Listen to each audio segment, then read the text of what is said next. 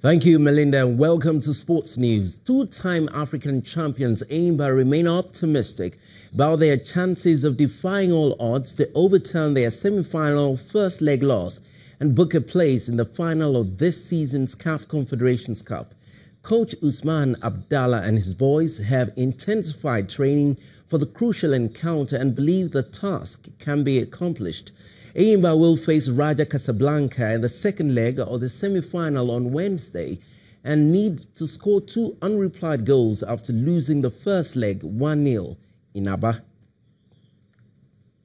And Ross Barkley's 96th minute equaliser at Stamford Bridge gave Chelsea a share of the spoils as they forced Jose Mourinho's Manchester United to a 2-2 draw in the English Premier League. Elsewhere, Bournemouth and Southampton settled for a goalless draw at the Vitality Stadium, while Cardiff beat Fulham 4-2.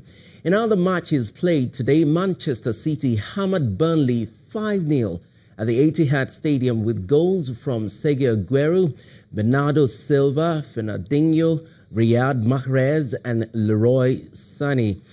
Newcastle is still without a win this season after losing 1-0 to Brighton at St James's Park. Tottenham beat West 1-0, while Watford also beat Wolverhampton Wanderers 2-0 in last game of the day. Mo Salah's 24th minute goal was just enough to give Liverpool a 1-0 victory over Huddersfield.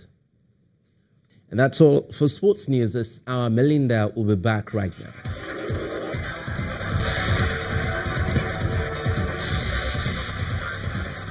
Thank you so much, Kayode. Tanzanian billionaire Mohamed Dewji has been released 10 days after he was seized by armed men in the city of Dar es Salaam. The businessman, known locally as Mo, took to social media to thank the police and everyone around the world for their prayers. It's not clear how the 43-year-old was released or whether a ransom was paid, but he's reported to be in good health, with bruises on his hands and legs due to handcuffs. Forbes places Mr. Dewji's net worth at around $1.5 billion, making him Africa's youngest billionaire. Turkey has vowed to reveal all details about the killing of journalist Jamal Khashoggi after Saudi Arabia admitted for the first time that he had been killed in a fistfight in its consulate in Istanbul. Turkish officials previously said he had been intentionally killed inside the consulate and his body dismembered.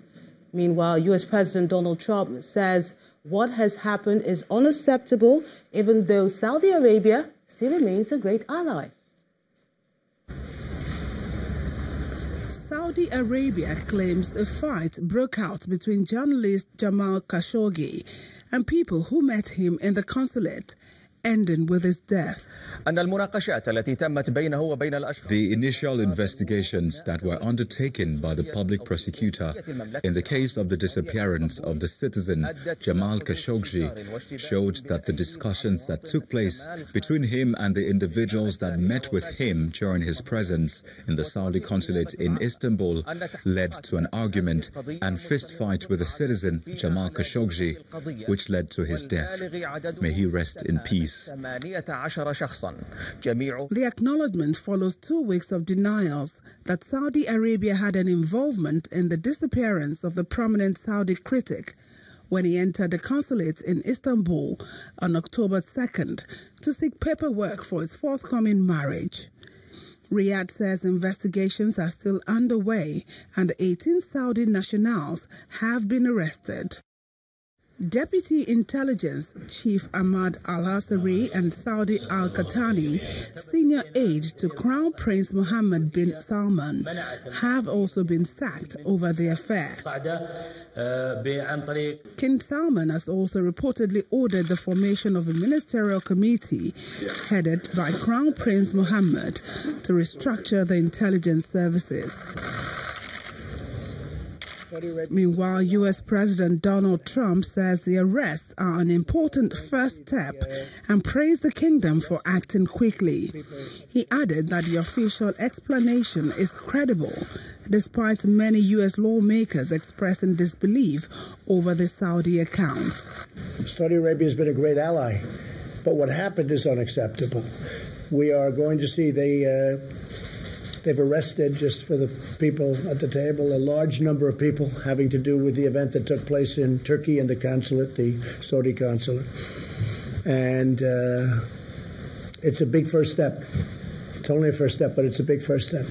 Turkey vows to reveal all of the details of the killing, reportedly having video and audio evidence. Turkish officials believe Mr. Khashoggi was killed by a team of Saudi agents inside the consulate and his body then removed. The Saudi authorities are yet to give evidence to support their version of events. In the meantime, the United Nations, Britain, France, Germany and media groups have called for full accountability of those behind the murder of the Saudi journalist. According to the UNESCO chief, Audrey Azoulay, the killing of Jamal Khashoggi reminds the world of the need to fight for press freedom, which is essential to democracy. For the German Chancellor, Angela Merkel, Khashoggi's killers must answer for their crime, while France demands a thorough investigation into the incident. The Istanbul media, of which Khashoggi was a member, said it wanted all those involved in the plot, right up to the highest-ranking official, to be punished. However, Journalists Without Borders says any attempt to get rid of the pressure on Saudi Arabia and to accept compromise would result in giving a license to kill to a kingdom that puts dissidents in jail or even kills them. And the main news again.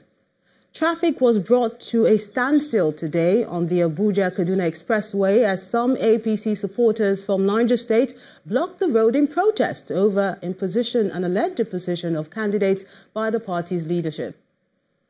Also today, gunmen abducted the traditional ruler and his wife, and Turkey vowed to reveal details about the killing of Jamal Khashoggi, just as Saudi Arabia admitted that the journalist died in its consulate in Istanbul. That's the news at 10 tonight. Thank you so much for watching. I'm Melinda Ashamari.